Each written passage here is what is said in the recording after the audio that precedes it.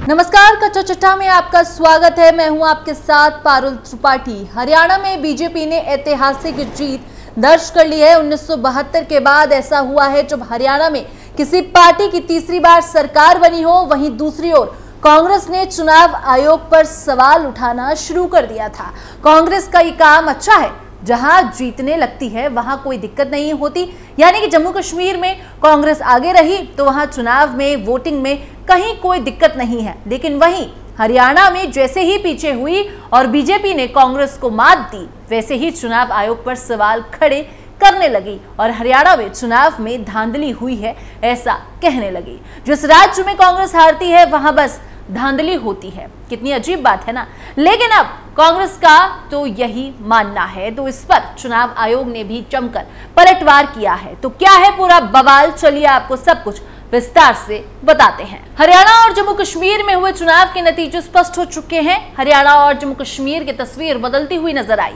आपको बता दें कि जब तक हरियाणा और जम्मू कश्मीर के नतीजों की पूरी तरह तस्वीर साफ नहीं हुई थी, उससे पहले सुप्रिया श्रीनेत का कहना था कि हरियाणा और जम्मू कश्मीर की तस्वीर जरूर बदलेगी, क्योंकि हमने मुद्दों पर चुनाव लड़ा है। हमें यकीन है कि हरियाणा और जम्मू कश्मीर में कांग्रेस की सरकार बहुमत से बनेगी।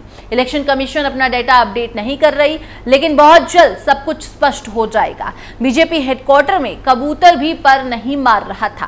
कांग्रेस नेता सुप्रिया श्रीनेत ने यह भी कहा था कि ये तस्वीर अभी बहुत जल्दी पलटेगी और तस्वीर पलटने में देर नहीं लगेगी। हमारे लिए हरियाणा और जम्मू कश्मीर से अच्छी खबर आ रही है। बहुत देर से मैं चुनाव आयोग की वेबसाइट देख रही हूँ, वहां पर डेटा अपडेट नहीं हो रही। ग्राउंड रिपोर्ट्स के मुताबिक हमारा वोट शेयर बीजेपी से काफी आगे है और ये सीटों में जरूर तब्दील होगा। मतलब ये तो बात तय है कि कांग्रेस के अंदर तसल्ली तो नहीं है। जिस तरह से कांग्रेस बिना इंतजार किए बयानबाजी शुरू कर देती है, वही कारण है कि फिर कांग्रेस को इसी कारण मुंह की खानी भी पड़ती है।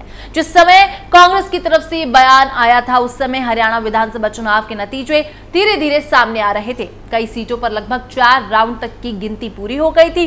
ऐसे में बीजेपी 51 सीटों पर आगे चल रही थी, वहीं कांग्रेस पार्टी महज 33 सीटों पर आगे चल रही थी। जबकि जब वोटों की गिनती शुरू हुई थी तब कांग्रेस पार्टी ने बढ़त बना रखी थी। कांग्रेस एक वक्त पर 50 से ज्यादा सीटों पर आगे चल रही थी, लेकिन बताया जा रहा था कि जैसे ही ईवीएम के वोटों की गिनती शुरू हुई, वैसे ही बीजेपी ने बढ़त बनानी शुरू कर दी। कयास ये भी लगाए जा रहे थे कि ये पासा कभी भी पलट सकता है। वहीं जम्मू कश्मीर के 90 विधानसभा सीटों का परिणाम धीरे धीरे सामने आ रहा था। चुनाव आयोग के मुताबिक जैसे ही जेकेएनसी कांग्रेस गठबंधन ने बहुमत का आंकड़ा पार कर चुकी थी, खबर लिखने तक जेकेएनसी 39 सीटों पर आगे चल रही थी। बीजेपी 28 सीटों पर, कांग्रेस 8 सीटों पर, पीडीपी 3 सीटों पर, जेपीसी 2 सीटों पर, सीपीआईएम और डीपीएसी 1-1 सीटों पर आगे थी। वहीं निर्दलीय उम्मीदवार 8 सीटों पर आगे चल रहे थे। अंत में हरियाणा में बीजेपी की जीत हुई और जम्मू कश्मीर में जेकेएनसी गठबंधन की जीत हुई। जयराम रमेश ने चुनाव आयोग पर उठाए सवाल। जयराम रमेश ने भी एक्स पर ट्वीट करते हुए लिखा था कि हम देख रहे हैं कि ईसीआई लेटेस्ट अपडेट को अपनी वेबसाइट पर लगातार अप टू डेट नहीं कर रही है। क्या बीजेपी पुराने और भ्रामक रुझानों को साझा करके प्रशासन पर दबाव बनाने की कोशिश कर रही है? @Election commission of India SVP। इसके साथ ही कांग्रेस ने चुनाव आयोग की वेबसाइट पर हरियाणा विधानसभा चुनाव की मतगणना के नवीनतम रुझानों को अपलोड करने में देरी का आरोप लगाया था। कांग्रेस महासचिव जयराम रमेश ने न्यूज एजेंसी से बातचीत में कहा था कि हम अगले 5 से 7 मिनट में एक ज्ञापन दाखिल करने जा रहे हैं। हम शिकायत दर्ज कर रहे हैं। हमें उम्मीद है कि चुनाव आयोग हमारे सवालों का जवाब देगा। 10 से 11 राउंड के नतीजे पहले ही आ चुके हैं, लेकिन चुनाव आयोग की वेबसाइट पर केवल 4 से 5 राउंड के नतीजे ही अपडेट किए गए हैं। ये प्रशासन पर दबाव बनाने की एक चाल है। इसके बाद चुनाव आयोग ने जमकर पलटवार किया था। चुनाव आयोग ने कांग्रेस को लगाई फटकार। चुनाव आयोग ने कहा था कि सभी निर्वाचन क्षेत्रों में लगभग 25 राउंड की मतगणना हर 5 मिनट में अपडेट की जा रही है, जो तेजी से मतगणना प्रक्रिया के प्रसार की गवाही देता है। चुनाव आयोग ने यह भी कहा कि आयोग गैर जिम्मेदार, निराधार और अपुष्ट दुर्भावनापूर्ण बयानों गुप्त रूप से विश्वसनीयता देने के आपके प्रयास को स्पष्ट रूप से खारिज करता है। चुनाव आयोग ने आगे कहा कि नतीजों के अपडेट में देरी के आपके बेबुनियादी आरोप को साबित करने के लिए रिकॉर्ड पर कुछ भी नहीं है।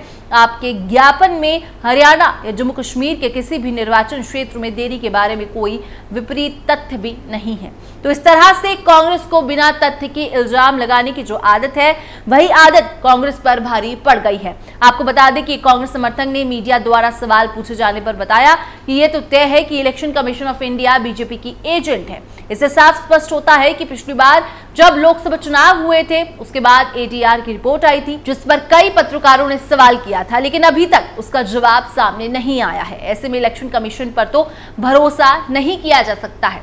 इस जवाब को सुनने के बाद साफ दिखता है कि किस तरह कांग्रेस अपने ही बातों में फंस जाती है। जिस तरह कांग्रेस इलेक्शन कमीशन और बीजेपी पर आरोप लगा रही है, तो उसी तरह जम्मू कश्मीर के चुनावों में भी होना चाहिए ना। फिर वहां कैसे कांग्रेस गठबंधन जीत रही है, वहां भी बीजेपी को ही जीतना चाहिए था। लेकिन वो कहते हैं ना हार बिल्कुल बर्दाश्त नहीं होती है, और यही वजह है कि कांग्रेस बौखला जाती है और विपक्ष के नाम पर खुद का मजाक उड़वाती है। और इसी तरह कांग्रेस इतनी बौखला जाती है कि खुद ही पार्टी में उनके कलह होने लगता है। हरियाणा के नतीजों पर सामने आई कांग्रेस में रार। आपको बता दें कि हरियाणा के चुनावी रुझानों पर कांग्रेस नेता कुमारी सैलजा ने कहा कि निराशाजनक नतीजे हैं, हमारे वर्कर बहुत निराश है। 10 साल उन्होंने कांग्रेस पार्टी के लिए खून पसीना बहाया है, लेकिन अब हमें नए सिरे से आगे सोचना होगा। कहाँ कमियां हैं, क्यों कमियां हैं, कौन लोग हैं जो जिम्मेदार हैं? राहुल गांधी ने जो माहौल बनाया था वो आगे क्यों नहीं हो पाया?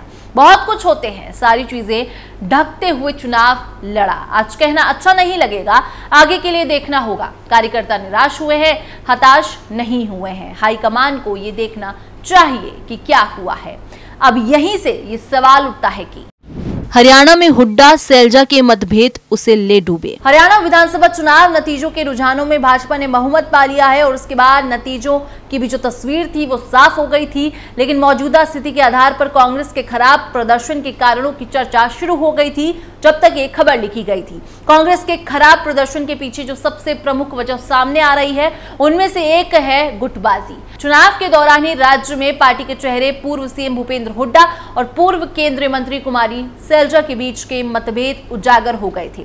हरियाणा में कुमारी सैलजा और पूर्व सीएम भूपेंद्र हुड्डा दोनों ही सीएम पद के दावेदार माने जा रहे हैं। यही वजह है कि दोनों नेताओं के बीच खटपट की खबरें अक्सर सुर्खियों में बनी रहती थी। भूपेंद्र हुड्डा हरियाणा के प्रमुख जाट नेता हैं और बीते कई सालों से वो हरियाणा में कांग्रेस का प्रमुख चेहरा भी है। पिछले विधानसभा चुनाव में भी भूपेंद्र हुड्डा का चेहरा ही आगे था, लेकिन उसमें कांग्रेस को हार का सामना करना पड़ा था। यही वजह है कि इस बार हरियाणा में कांग्रेस के प्रमुख चेहरों में भूपेंद्र हुड्डा शामिल तो थे, लेकिन पार्टी ने अन्य नेता भी सीएम पद की रेस में बना रखे थे और इनमें सबसे प्रमुख चेहरा कुमारी सैलजा का भी था। कुमारी सैलजा हरियाणा में दलित राजनीति का प्रमुख चेहरा है। साथ ही वो 5 बार सांसद रह चुकी हैं और कांग्रेस नेता और कांग्रेस सरकार में केंद्रीय मंत्री भी रह चुके हैं। साथ ही सीएम पद की रेस में कांग्रेस के वरिष्ठ नेता रणदीप सुरजेवाला का नाम भी सामने आ रहा था। ऐसे में माना जा रहा था कि नेतृत्व को लेकर यह असमंजस की स्थिति कांग्रेस को ले डूबी है। चुनाव के दौरान ही हरियाणा कांग्रेस में गुटबाजी देखने को मिल रही थी। पार्टी आलाकमान को भी इसकी खबर थी। यही वजह है कि राहुल गांधी की एक रैली में जब भूपेंद्र हुड्डा और कुमारी सैलजा मंच पर मौजूद थे, तो दोनों नेताओं के हाथ एक साथ उठाकर मतदाताओं के बीच एकजुटता का संदेश देने की कोशिश की गई थी। हालांकि नतीजों से साफ है कि कांग्रेस नेतृत्व की कोशिश बेअसर रही। कांग्रेस पार्टी में गुटबाजी को देखते हुए पूर्व सीएम मनोहर लाल खट्टर ने तो चुनाव प्रचार के दौरान कुमारी सैलजा को भाजपा में शामिल होने का ऑफर तक दे दिया था। खट्टर ने कहा था कि कांग्रेस में दलितों का अपमान हुआ है और सैलजा को अपशब्द का सामना करना पड़ा है। अब वो घर बैठी हैं। यदि सैलजा बीजेपी में आती हैं तो वो उनके स्वागत के लिए तैयार है। अब रुझानों से स्पष्ट है कि कांग्रेस को गुटबाजी भारी पड़ चुकी है। इस पर आपकी क्या राय है, कमेंट सेक्शन पर जरूर बताएं। फिलहाल इस खबर में बस इतना ही। बाकी देश और दुनिया की तमाम खबरों के लिए आप देखते रहिए कैपिटल टीवी।